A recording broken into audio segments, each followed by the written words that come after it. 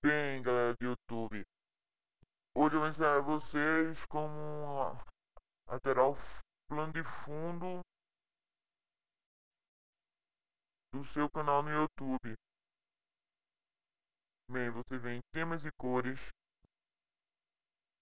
aqui. Depois você vem,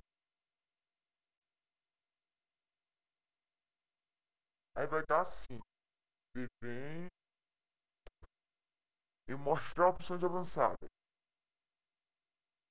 Aí aqui já está assim, eu escolhi arquivo. Aí você escolhe o arquivo, no caso já foi o que eu preparei. Pronto.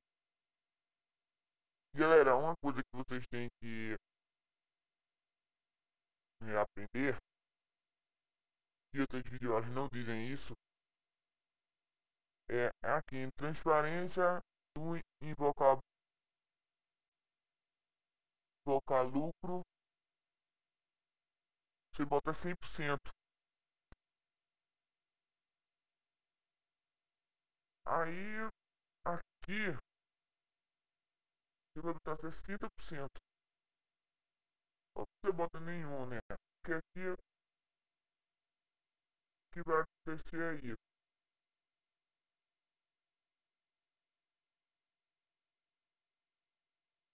Vai acontecer isso aqui, ó.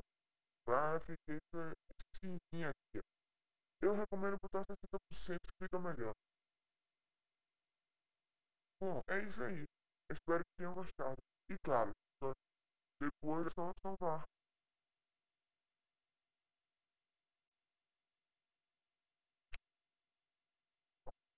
Feito.